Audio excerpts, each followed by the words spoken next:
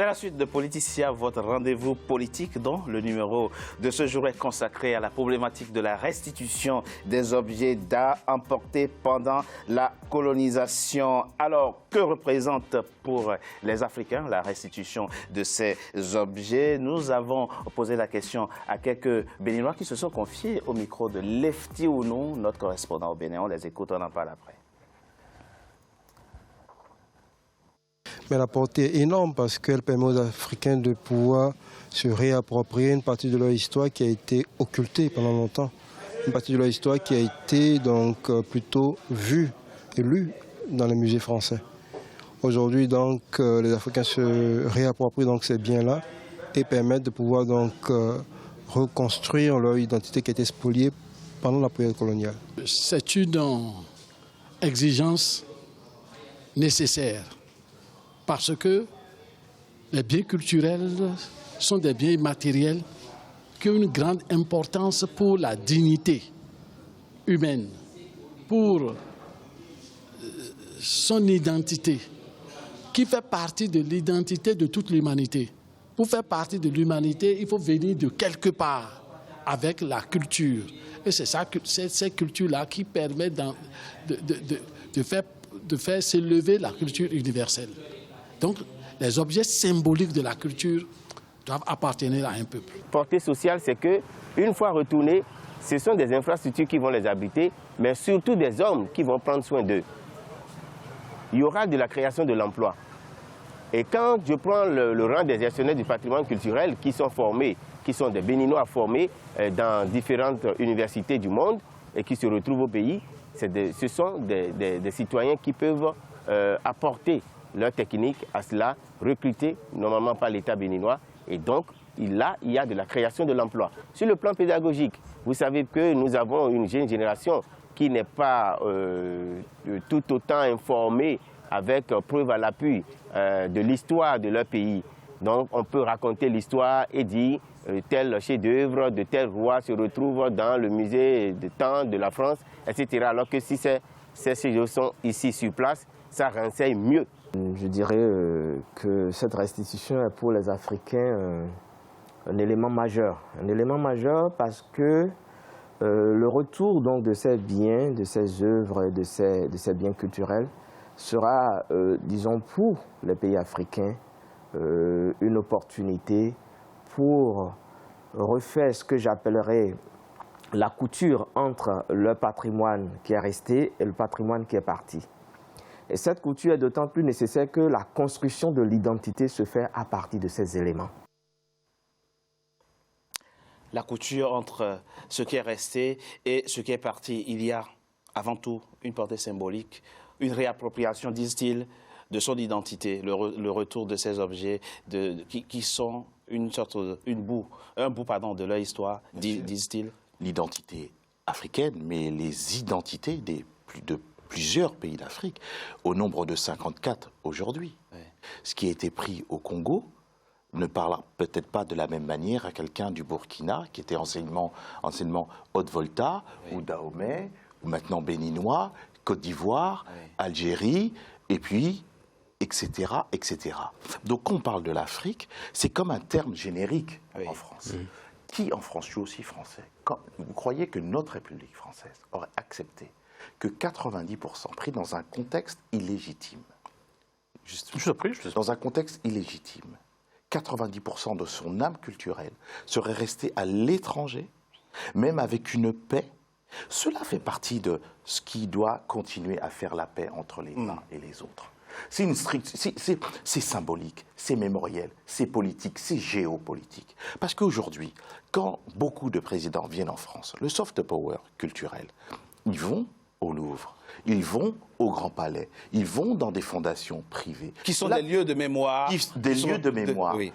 90%. Donc ça veut dire que 90% des Africains qui n'ont peut-être pas la chance ou l'argent ou l'envie ou la volonté de venir en France, en Europe ou ailleurs, parce que ça sera aussi un débat européen, parce que plusieurs pays européens sont aussi d'anciennes colonies, donc de travailler sur le plan du droit aussi, de revoir.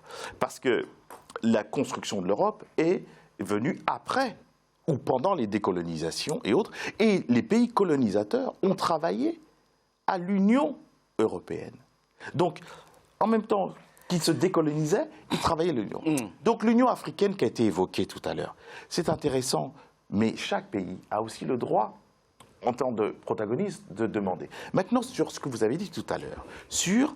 il a dit beaucoup de choses. Oui. Entre autres, il demandait Oui. si les œuvres d'art, par exemple, du Bénin, qui sont au musée au Sénégal, oui. si le Sénégal va les restituer au Bénin, par exemple. Oui, Si on se lance je vais répondre à la première mouvement partie de votre Oui. propos sur est-ce que les pays africains, au nombre de 54, mais il y a une bonne partie qui est en tout cas concernée par ce rapport, est-ce qu'ils ont les moyens? Mais quand vous êtes privé de 90% de votre art, bien sûr qu'il y a une politique là, il n'y a aucun Africain ici ou ailleurs qui dira que les politiques culturelles des pays africains doivent progresser. Tous les présidents africains, Oui. peu ou prou, sont convoqués à avoir une politique culturelle beaucoup plus offensive et ouvrir le spectre. Mais le retour, on n'a pas dit qu'il allait se faire après-demain, mais il y aura donc des structures idoines qui seront là pour les accueillir, avec des conservateurs, avec un personnel. Mais avec un on personnel reviendra en profondeur Mais- sur oui. la question de la capacité des États africains, Oui. de la capacité des États africains à accueillir ces objets qui seront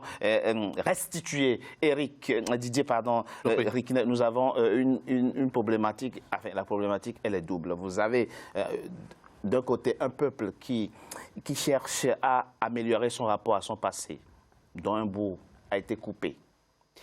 Et vous avez en face quelqu'un qui a des objets depuis des siècles dans ses musées et qui de droit les considère comme étant ses propriétés. Qu'est-ce qu'on fait dans le cadre d'une coopération d'ensemble pour permettre aux gens de reconstituer le bout d'identité qui leur a été pris? Je voudrais poser une question quand même. Ça fait, la décolonisation, c'est les années 60, ça fait donc 50 ans.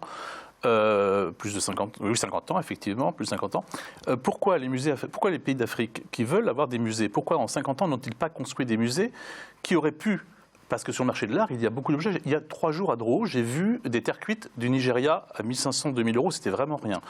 Pourquoi est-ce qu'ils n'ont pas créé des musées? Pourquoi si il y a quand même une chose qui me gêne, c'est qu'on parle des objets Sénégal au Sénégal, Sénégalais au Sénégal, béninois, etc.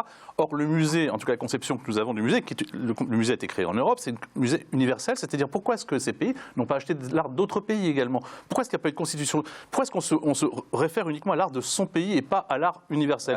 C'est une chose qui me gêne un petit peu. Alors, excusez-moi, je m'inscris en faux sur ce que vous venez de dire. Je vous en prie. De l'esclavage pendant la colonisation à maintenant, tous les pays africains sont scandés par des demandes. Notamment, il y a eu une grande conférence en 1978 en France sur des demandes de tous les pays africains pour le retour. Non, mais c'est pas ce que je disais. Attendez. Ce n'est pas ce que je disais. C'est-à-dire que, de manière concomitante, il y avait des musées qui étaient construits de qualités différentes, avec des demandes, ici et là, au sein même du continent africain. C'est très bien que vous vous demandez comment l'Afrique, notamment le musée du Sénégal, va travailler avec les autres pays africains. Ils vont rentrer en discussion politique et culturelle. Ils vont bien sûr échanger, mais ce n'est pas de la même manière. Ouais. C'est pas ce que je disais. Vous répondez à une question que je n'ai pas posée. Le Sénégal n'a pas colonisé le Burkina. Le Burkina n'a pas colonisé la Côte d'Ivoire. La Côte d'Ivoire n'a pas colonisé. Là, on parle de repentance. Là, on est bien dans le cadre d'un. Non, monsieur. Je vais vous dire. Si, parce que là, vous me dites on doit rendre. Mais c'est ça le piège. Alors, la repentance. Monsieur Félix Sikaya, c'est ça le piège. Pour moi, ce n'est pas du tout un piège ni un écueil. Monsieur, moi, je peux répondre. Allez-y très rapidement. Moi, je suis français, mais aussi congolais. La repentance, c'est un terme religieux. Beaucoup de pays qui ont colonisé se sont excusés. C'est tout à fait normal et c'est la moindre des choses. Pourquoi voudriez-vous, monsieur, que la République française, un jour, ne s'excuse pas? Je ne dis pas que vous ou moi, monsieur, nous sommes français ici, peut-être monsieur aussi, et peut-être monsieur aussi. Nous ne sommes pas coupables de la colonisation. Bien sûr. Mais notre État, il y a une continuité. Il n'y a pas de bourreau héréditaire et de coupable héréditaire. Je finis juste en 10 secondes. Quand on voit la colonisation, on ne peut que s'excuser. On peut enlever le mot Afrique, on peut enlever le mot France. D'accord? Donc, À chaque fois qu'il y a eu soumission et domination arbitraire de l'autre, il faut s'en excuser. Et dites-vous, mais ils sont nombreux à penser qu'on n'a pas...